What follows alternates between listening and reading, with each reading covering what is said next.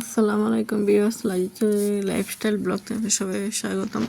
তো আজকে অনেক ভোরবেলা থেকে ভিডিওটি শুরু করলাম আপনাদের সাথে নিয়ে। আশা করি ভিডিওটি দেখবেন। তো আজ সবুজে শ্যামলা আমাদের এই বাংলাদেশ, আসলে এই প্রাকৃতিক পরিবেশগুলো দেখতে খুবই মনোরম। আর আমার প্রাকৃতির সাথে আলাদা একটা ভালোবাসা। তো ভিউয়ার্সরা ভিডিওটা দেখেন আর আমার সাথে গল্পটা শুনুন। বিকালটা খুব সুন্দর। দূর গগনে ছোট পাখির বিচরণ, দৃষ্টি দু চোখ মেলে বিস্ময়ভাবে পাখিটির দিকে তাকিয়ে ভাবছে, কি সুন্দর পাখিরা মুক্তভাবে আকাশে উড়ে বেড়ায়।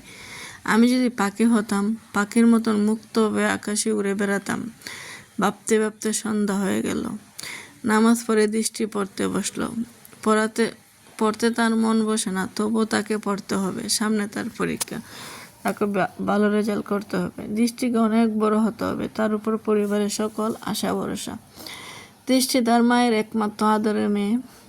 তার একটি ছোট ভাই আছে, ছোট, তার নাম সুজন। ক্লাস 2-তে পড়ে, খুবই চালাক, তাকে কেউ কথায় ঠকাতে পারে না। তার পাশে বসে সুজনও পড়তেছে। সুজন হঠাৎ তার আপুকে ডেকে বলল, আপু, তোমাকে একটা কথা জিজ্ঞেস করি। দৃষ্টি বলল, কি বলবে বল। আচ্ছা। সুজন বলল, আপু, তুমি বসে কি ভাবতেছে? তো অনেক সময় ধরে কিছু না, আমি ভালো লাগতেছে না।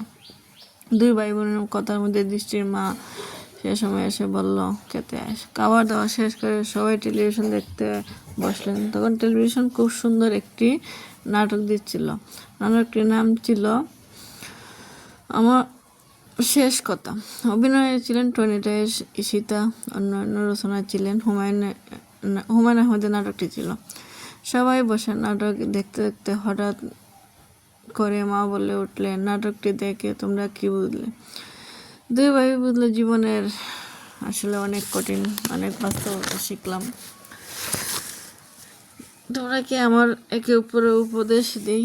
তো তখন মা তাদেরকে একটা উপদেশ দিল, তোমরা এখনো ছাত্র, জীবনে অনেক পথ পার করতে হবে। কর্মজীবনে তখন পাড়ি দিতে হবে, অনেক দূর এগিয়ে যেতে হবে। জীবনে ঝড় ঝাপটা, কষ্ট, দুর্দশা সবই আসবে, তার মধ্যেও তোমাদেরকে টিকে থাকতে হবে। সময় আসলে জীবনের সাথে যুদ্ধ হওয়াটা খুবই কঠিন। তারপরে জীবনকে এগিয়ে নেওয়াটাই আমাদের জীবন। আস্তে আস্তে দৃষ্টির জীবন বদলে গেল। ক্লাসে উঠলো, এসএসসি পাস করলো, ইন্টারে গেল, তো অনার্সে ভর্তি হলো। এদিকে ফ্যামিলিও আস্তে আস্তে ডেভেলপ হলো। এভাবে দৃষ্টির জীবন চলে গেল। দৃষ্টির জীবনে অনেক স্বপ্ন, আশা, বড় হওয়ার স্বপ্নে জীবনে পাড়ি দিতেছিল। অনেক ঝড় ঝাপটা তখন আসছিল, তারপরও সামলে তখন সে এগিয়ে যাওয়ার চেষ্টা করছিল। হঠাৎ জীবনের একটা ঝড় এসে তার জীবনের অনেক কিছু এলোমেলো করে দিল। তারপরে সে তার পড়ালেখায় খুব ভালো ছিল, পড়ালেখা করলো, ভালো রেজাল্ট করলো, জবের জন্য ট্রাই করলো। অত দুর্ভাগ্যক্রমে অনেকের হয়, অনেকের হয় না। তো দৃষ্টির সৌভাগ্য, সে একটা জব পাইলো, ভালো লাইফ লিড করলো, ফ্যামিলি নিয়ে সুখে শান্তিতে বসবাস করলো। আসলে জীবনের এই গল্পটা আসলে আমি অনেক আগে একটা উপন্যাসও পড়ছিলাম, প্লাস একটা নাটকও দেখছিলাম, কিছুটা মিল আছে। তো আমার হুমায়ুন আহমেদের নাটক বলেন, উপন্যাস বলেন, খুব ভালো লাগে। আমি যা উপন্যাস আছে, যা নাটক আছে, সব দেখা শেষ।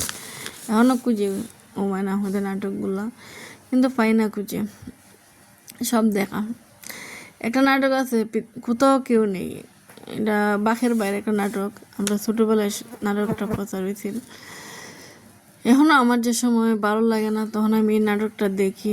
আমার খুব ভালো লাগে নাটকটা, কেন জানি আমি মনে হয় গড়ে মনে হয় নাটকটা 4-5 ঘন্টার, কিন্তু 20 বার আমি এই নাটকটা দেখছি। তারপর নাটকটা দেখতে কেন জানি খুব ভালো লাগে। নাটকটা যখন দেখি তখন নিজের সব কষ্ট, দুঃখ, দুর্দশা সব ভুলে যাই। আর হুমায়ুন আহমেদের প্রতিটি নাটক, প্রতিটি উপন্যাস এত সুন্দর করে ফুটিয়ে তুলেছেন, আসলে বলার বাহিরে। তখন একটা মনে হয় সে সময় যদি ম্যানেজমেন্ট না পড়ে বাংলাটা নিয়ে পড়তাম তাহলে অনেক ভালো ছিল। অন্তত যেহেতু আমার উপন্যাস পড়তে ভালো লাগে, তো উপন্যাসগুলো আরও পড়তে পারতাম। আরও অনেক উপন্যাস পড়ছি, এক্সট্রাও অনেক উপন্যাস পড়া হয়েছে। তখন তো মোবাইলের যুগ ছিল না, টিভি ছিল, তারপর ডিস্ক ছিল না তেমন একটা, মনে হয় সচরাচর গ্রামে তো ছিল না বলতে নাই, অত অনেকে ঘরে টিভি ছিল না। সেই যুগের আমরা মানুষ, আমি ওই যুগেরই। তখন খুব বেশি আমি একটা উপন্যাস পড়তাম, আমার উপন্যাস পড়তে আমার খুব ভালো লাগতো। সারাদিন উপন্যাস, পড়ালেখার মাঝে মাঝে যখন সময় পেতাম তখন উপন্যাস পড়তাম। পড়ালেখা নিয়ে যেহেতু ব্যস্ত ছিলাম সময় পেতাম না, কিন্তু ফ্রি টাইমটা একটু 1 ঘন্টা হলে আমি একটু পড়ার চেষ্টা করতাম। আর হুমায়ুন আহমেদ মারা যাওয়ার পর নতুন কোনো নাটক আর তৈরি হয় নাই, আর দেখতেও পারবো কিনা জানি না। তবে উনি যা করে গেছেন, উনি যা আমাদের দিয়ে গেছেন, আর পাবো কিনা জানি না ওনার মতন একজন ব্যক্তি। তো ওনার নাটকগুলো আমাকে খুব হৃদয়স্পর্শ করে, আর আমি প্রতিদিন নাটকই খুব মনোযোগ সহকারে ওনার নাটকগুলো দেখি। আমি এমন পর্যায়ের নাটকগুলো দেখছি, এখন আর দেখার মতন কোনো নাটক নাই, খুঁজেও পাই না। চেষ্টা করি, অনেক খুঁজি করি, পুরানো হলে নাটকগুলো দেখি। আর এখনের নাটকের চেয়ে আমি মনে করি আগের যে পুরানো নাটকগুলো অনেক অনেক সুন্দর। আর আমি হিন্দি সিরিয়ালগুলো তো আমার লাইফে আমি কোনোদিন দেখি নাই। একটা সিরিয়াল খালি শুধু দেখছিলাম, বুঝে না সে বুঝে না, ওটা তাও আমি মনে হয় 1 মাস দেখছি, আমি আর এরপর কন্টিনিউ করিনি। আমার নাটকের প্রতি একটা অ্যাট্রাকশন ছিল, ভালো লাগা ছিল, আমি প্রচুর নাটক দেখতাম। এখন আমি নাটকই দেখি, আমার যখন ভালো লাগে না, খুব বেশি মন খারাপ থাকে, তখন আমি পুরোনো দিনের নাটকগুলো আমি খুঁজে বের করে দেখি। তবে এখনও যে বর্তমান নাটকগুলো, আসলে এগুলো নাটক না, এগুলো কি আমি নিজেও জানি না। এগুলো দেখার চেয়ে আমি মনে করি গাছে পানি দেওয়া অনেক ভালো।